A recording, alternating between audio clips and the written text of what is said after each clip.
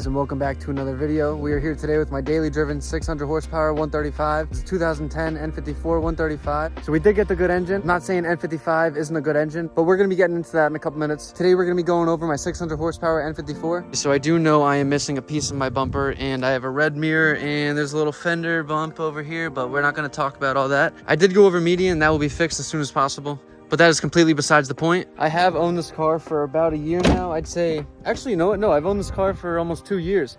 So I've had it quite a while. I put a lot of work into it, obviously. This is by far the fastest car I've ever owned. Before this, I did have an F3328, so this is a pretty big difference from what I had before. We've definitely already made a lot of memories with this car. We've taken it out racing. We've taken it out with the boys, a lot of photo shoots. We have only been to the drag strip only one time, just because I don't want to lose those axles back there. When these N54s are making about 500 plus, I'd say around 600 plus horsepower, you do not want to do any digs with them, or else you're going to be losing your diff or your axles. Before I turn around really quick and get into these mods, I just want to give a huge shout out to Pure Evil Tuning. He is totally dialed in this car from the very beginning. I'm not saying everyone else is bad. I'm just saying with my personal experience, I haven't lost to any other N54s with this car so far. I'd say I've raced about 4 other N54s now. One was a built motor, the others were just a couple more mods than me. So we are on a stock motor, and you guys are about to find out the mods, so let's do it. The car does have an LSD in it. It's from an E92 M3. I'm not sure how many miles or what car it actually came out of, but it is from an E92 M3, that's what I do know. The axles are upgraded, I guess you can say, to a point, but they're still not meant for digs. If I'm gonna do any digs in this car, I just put an 8.8 rear end in it. That LSD is gonna help you because it puts power to both wheels. When you spin, you're more likely to spin going forward instead of getting shot to the left or shot to the right. It's also an advantage because the more wheels you have putting power to the ground, the more likely you are to grip. So that's why those all-wheel drive cars grip up like nothing. But that LSD definitely has helped me in a lot of situations. I had some times on the highway when I was going about 60 miles an hour and I'd hit it and I'd still start spinning. But luckily the LSD just keeps me going forward. We do have that XHP transmission tune. Transmission tune is a stage 2 tune.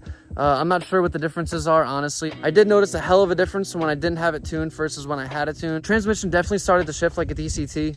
Over time, it got a little slower, but if you reflash the tune, it picked right back up. And now that I've had that tune on there for about 30,000 miles, it is time to do a transmission flush. If you do have these 6-speed automatics, it is very important to do these transmission flushes, just because these automatics are definitely not the strongest trans BMWs came out with. It's probably going to only be reliable until about 600 horsepower where I'm at. So I'm surprised that my car has made it this long without blowing the trans.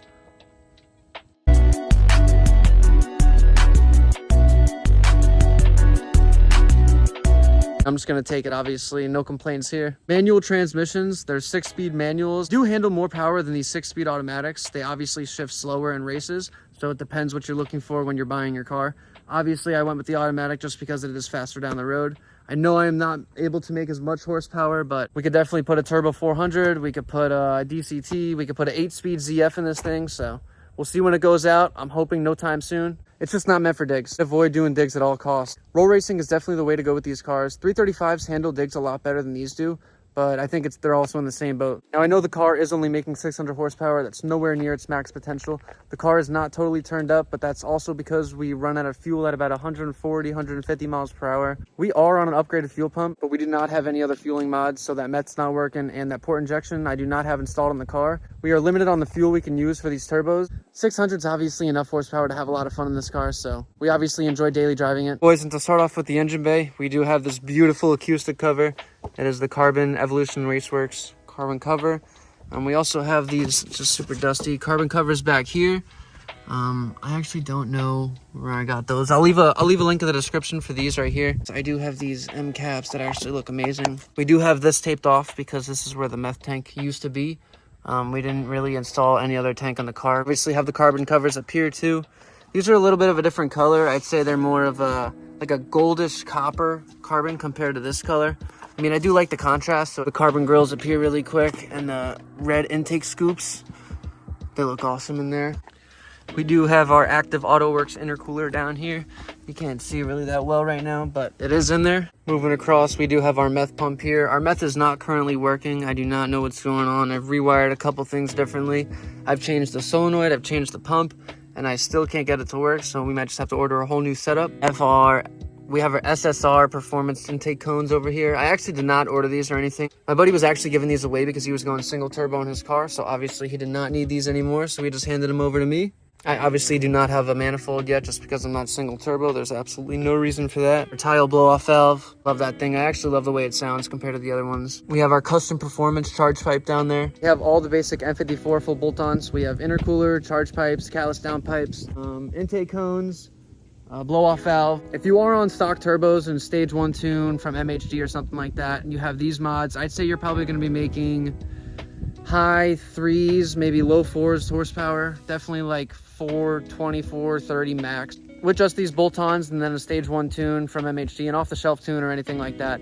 But if you do move up to a custom tune on all these full bolt-ons and stock turbos, you could make around 500 wheel horsepower. But that's still definitely a lot of fun horsepower to play around with. These stock turbos can normally take a beating. So guys, I have always been truthful with my subscribers. Obviously, I'm never going to be lying to anyone. I never want to mislead anyone when they're building their car, but the truth is finally going to come out. Usually when I go racing, I tell everyone it's on 17Ts just so I can get some races, because usually when people hear pure stage 2 high flows, they never want to race. So the car is on pure stage 2 high flows. It's not on 17Ts. Whoever I've told that in the past, I am sorry. I just wanted to get a race in. Used to have Vargas's before. Now it obviously has the pure stage 2s. Without the meth working, I beat a built motor N54 single turbo 135. He was fully gutted, skinnies in the front, fuel cell in the back. I mean, this thing was a fully built motor.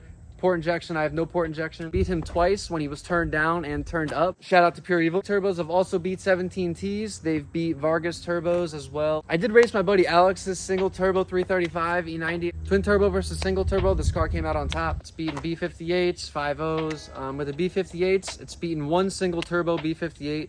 The rest I actually definitely lost to. Give me a stock turbo B58 on E50 or something, whatever custom tune they have, it will beat that B58. But when it comes to the single turbo B58s, we're struggling a little bit there. You do have to get the meth going. When it comes to your Gen 3 5.0 Mustang, it's gonna beat the Mustang if it has headers, E, weight reduction, Cobra Jet or something like that. Put it this way, if that Gen 2 or Gen 3 Mustang isn't boosted, this car will beat it. You've also beat a couple Corvettes, C6s, C7s, one C7 Z06. It was lower pulley on 93, so it really wasn't that fast, but we still beat a C7 Z06. Beat a C6 Z06. He was like full bolt-on E. I'm not sure exactly what he had. So if you are looking to get into racing, this is definitely a great motor for it. You're not going to be spending a lot of money compared to the other motors you can buy and build, but this car is a lot of bang for your buck. Moving on to the wheels. These Apex wheels, I think, are about only 16 or 17 pounds. When I was working at BMW, I learned wheels are very heavy, so when I picked these up for the first time, I was very impressed. These are the daily wheels. They aren't as expensive or pretty as the Apexes, but they do the job. They are not my drag pack wheels, but I do want to keep a good tire on the back. I have a lot of people who say they like these wheels better than these, and I also have people who say they like the Apexes better than these. We do have a couple interior mods. I know they don't add any power, but I might as well show you guys because we are going over the whole car. Like, we do have these N54 135. The white is definitely my favorite just because it matches the car, and you can see it kind of lighten up at night. We got this NRG seat right here. I got this seat from the same buddy I got those intake cones from. We do have our 3 gauges right there, as you can see. Let me just light them up for you really sec.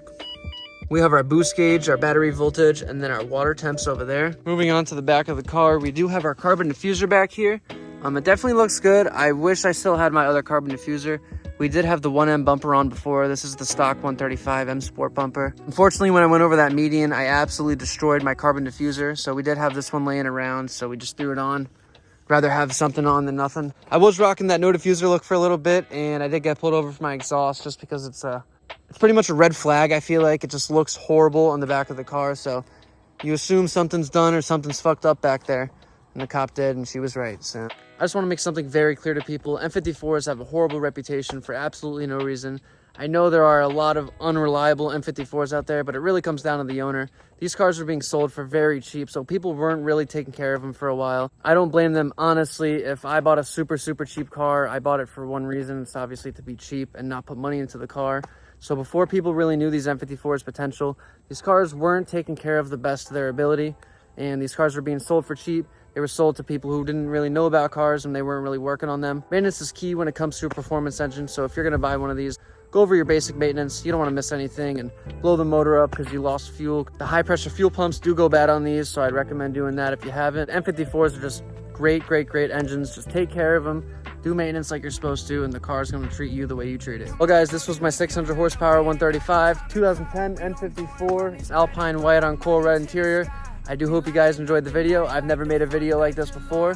Talking to the camera for a while is not really me, but if you guys enjoy it, just let me know. Just hit that like and subscribe button. It really does help me out a lot. I'm trying to grow the page. I feel like we are on the come up. I got a little momentum going here. We haven't gained a lot of subscribers. It's only the start of the journey, and it's only up from here. We ain't got no time to waste. We ain't got no time for waiting. I'm anticipating all of my homies to be the greatest. I can't wait to say we